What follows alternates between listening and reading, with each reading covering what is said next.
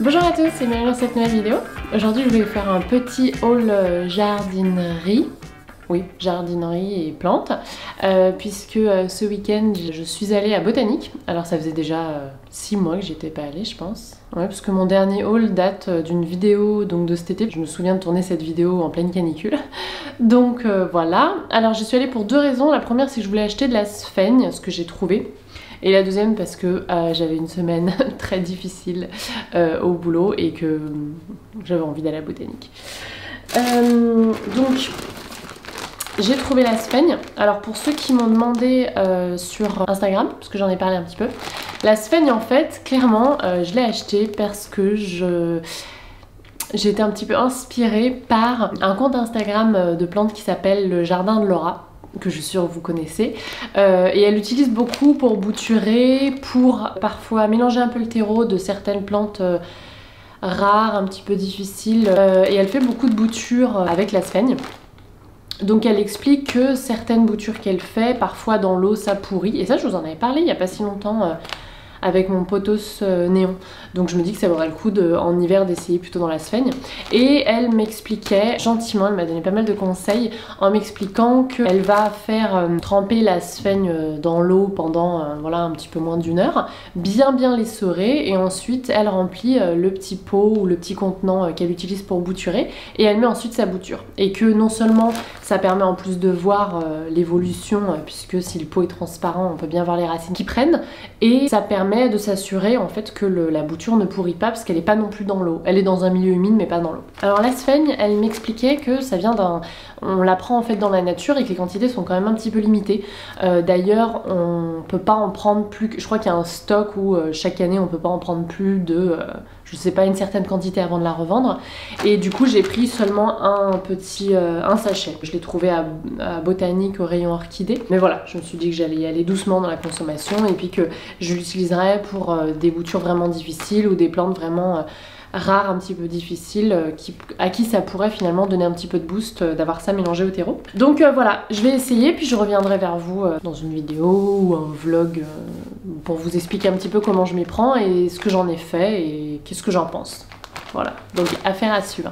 Deuxième chose que j'ai trouvé à Botanique, c'est un Oya. Je me suis acheté un petit Oya, donc de Oya Environnement, fabriqué en France par un artisan potier dans le 34. Donc s'il y a des Héroltais dans la salle, enfin parmi les abonnés, voilà, je vous fais un petit coucou. Donc le principe du Oya, alors ça j'en vois beaucoup sur les réseaux sociaux, et récemment c'est Barbe à Plante, dont je vous parle souvent, du blog et du compte Instagram, qui en parlait en stories. Et là c'est bon, il m'a décidé. Et j'ai décidé donc d'investir dans un Oya fait en France. Donc le Oya, qu'est-ce que c'est? C'est une petite poterie en céramique.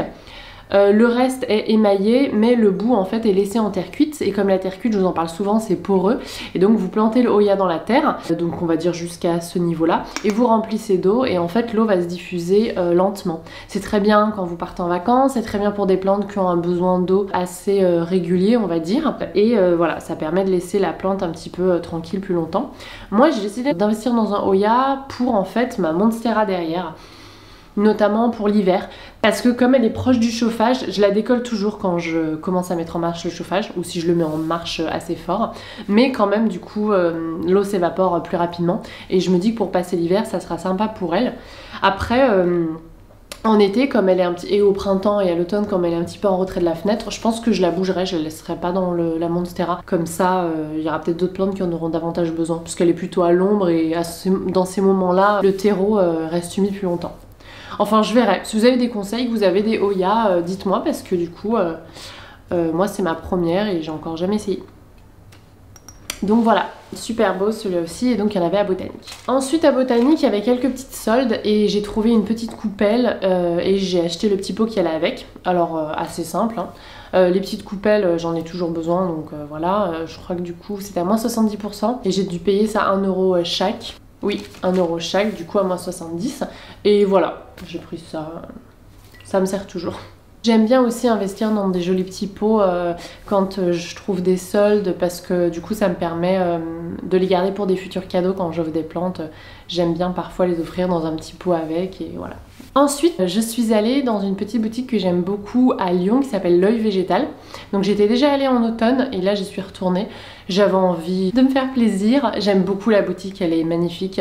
Il y a beaucoup de plantes, des plantes assez rares qu'on voit pas partout. Des spécimens assez grands aussi, si vous cherchez des 2-3 grandes plantes, il y en a pas mal. Et aussi des petites plantes.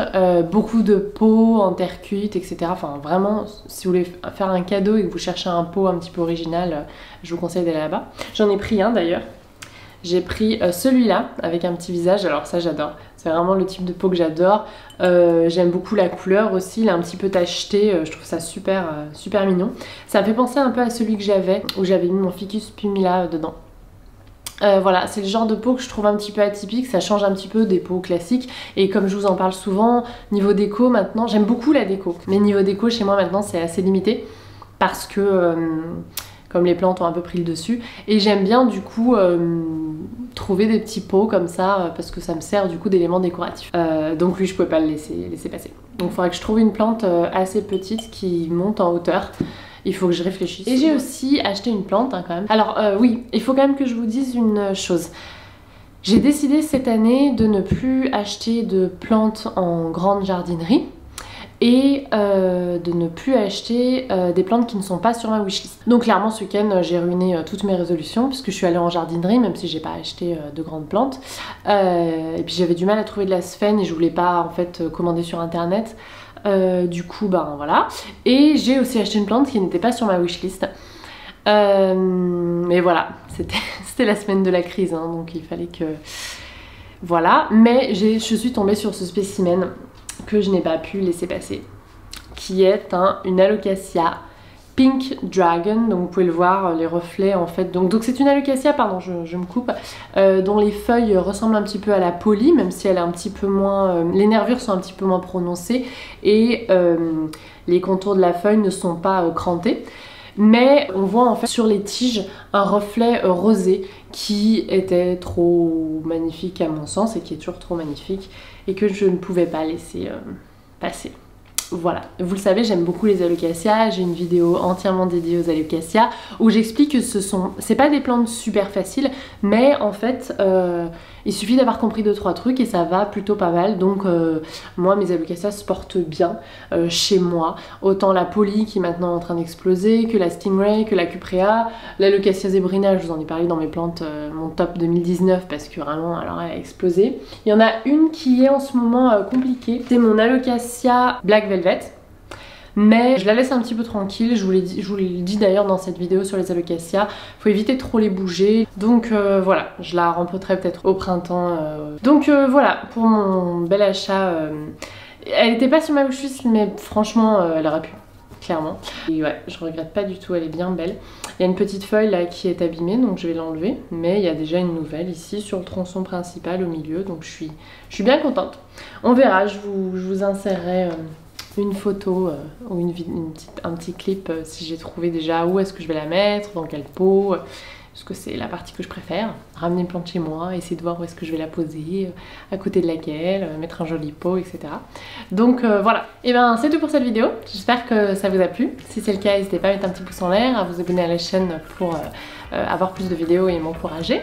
Et sinon, je vous dis à la prochaine.